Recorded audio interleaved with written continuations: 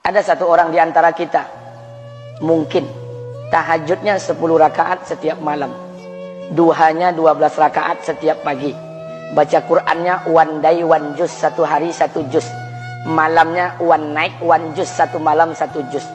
Satu keluarga di antara kita ini puasanya luar biasa Senin Kamis. Satu keluarga berpuasa Senin Kamis.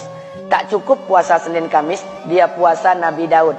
Sehari puasa, sehari tidak, sehari puasa, sehari tidak. Tak cukup dia puasa Nabi Daud, dia puasa-puasa sunnah lainnya. Istrinya nutup aurat dengan sempurna, pakai nikob, pakai cadar, pakai purda, pakai manset, pakai kos kaki. Suaminya 5 waktu ke masjid tak tertinggal takbiratul ula. Anak-anaknya di pondok pesantren hafiz dan hafizah. Tiap pagi berinfak, tak pernah menggunjing orang. Quran terjaga, aurat terjaga, tahajud terjaga, 5 waktu terjaga, duha terjaga, Quran terjaga, puasa terjaga. Sempurna satu keluarga amalnya. Tapi sudah 8 tahun dia tak tengok ayah ibunya. Sudah bertahun-tahun dia tak nyapa kedua orang tuanya. Sudah bertahun-tahun dia tak berhubungan baik dengan ayah ibunya. Sudah berminggu-minggu dia berkelahi dengan ayah ibunya. Sudah berhari-hari dia bermusuhan dengan kedua orang tuanya. Maka anak seperti ini, seluruh amal yang mereka kerjakan tertolak di sisi Allah Subhanahu wa taala, tidak akan diterima Allah. Sebaliknya, kalau ada di antara kita hari ini yang pandai melayani ayah ibunya, tidak ada uang ayah ibu dia kasih uang, tak ada rumah ayah ibu dia buatkan rumah, sakit ayah ibu dia bawa ke rumah sakit, dirawat ayah ibunya dia jaga, kotoran ayah ibunya dia bersihkan pakai tangannya sendiri. Ada di antara kita hari ini yang membersihkan kotoran ayah ibunya lebih dia nikmati daripada makanan yang ia sukai. Begitu luar biasanya dia melayani ayah ibunya. Tapi dia tinggalkan sholat, dia injak-injak perintah Allah, dia tinggalkan perintah Allah dengan mutlak. Maka kebaikan satu orang anak ini kepada ayah ibunya seluruhnya tidak diterima Allah Subhanahu wa taala. Atau jangan-jangan inilah yang menjadi penyebab amal kita tak diterima Allah. Atau jangan-jangan inilah yang menjadi penyebab amal kita tertolak di sisi Allah. Kita sholat juga, kita sujud juga, kita puasa juga, kita ngaji juga, kita dengarkan ceramah juga. Maka oleh karena itu, Pak, Bu, ayah kita tuh tinggal di kampung, ayah ibu tinggal di kampung sana. Terkadang ayah ibu kita tak sekolah, SD, SMP, SMA tak tamat. Dia sekolahkan kita SD, SMP, SMA, S1, S2, S3 dengan harapan hidup kita lebih baik daripada keadaan dia sekarang. Tapi apa yang membuat kita jarang untuk menjenguk mereka?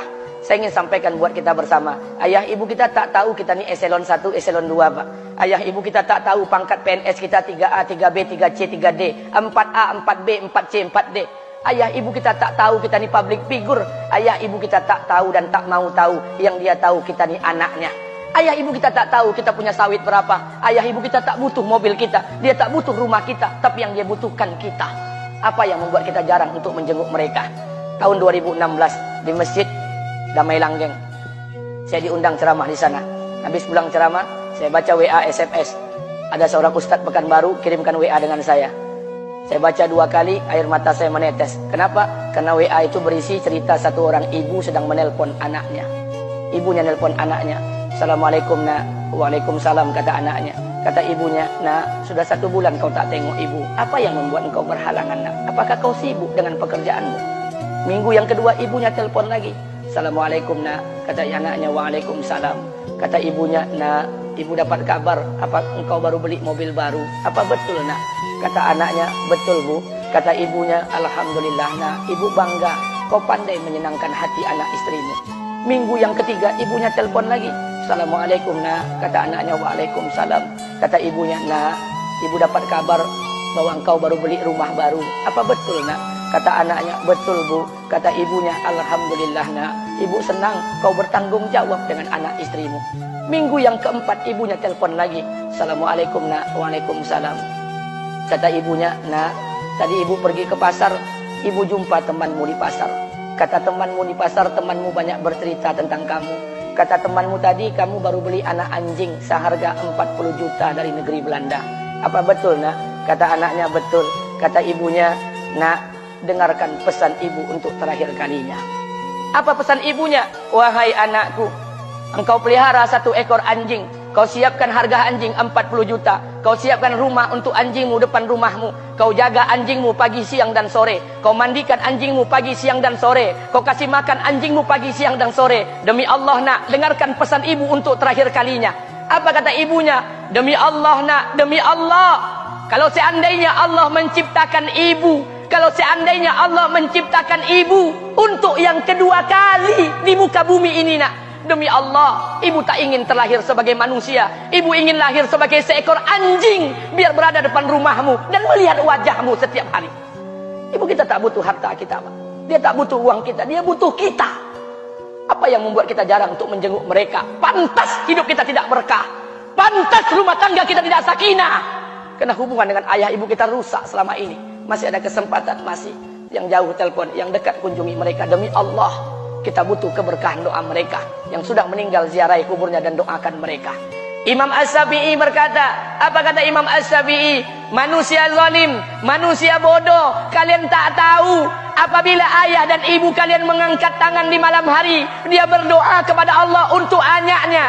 Doanya cuma sekali, malamnya cuma sekali, hanya sekali saja doanya. Apa kata Imam Syafi'i? Sekali doa ayah dan ibu kalian sudah cukup bagi Allah untuk menjadikan kalian anaknya berkah dunia akhirat. Hari ini berapa banyak doa ayah dan ibu kita, tapi tidak ada keberkahan buat anak mereka. Kenapa? Hati mereka tersakiti. Maka pulang, Pak, cari mak bapak kita. Kita punya rumah hari ini, Bu. Kita punya rumah, punya harta, punya uang, punya pekerjaan, punya kekayaan, punya sawit. Kita jadi orang hari ini jadi pegawai, bukan kena sarjana kita, Pak. Kita jadi orang hari ini bukan kena otak kita. Kita jadi orang hari ini bukan kena kepintaran kita. Kita jadi orang hari ini jangan-jangan kena keberkahan doa ayah dan ibu kita yang tak pandai tulis baca di kampung sana. Cari mak bapak kita, Pak. Demi Allah, kita butuh keberkahan doa mereka. Apa guna di kehidupan dunia sementara Allah tidak ridho dengan kehidupan kita? Pantas amal kita tertolak di sisi Allah. Maka pulang ke rumah cari mak dan bapak kita yang masih hidup, duduk bersama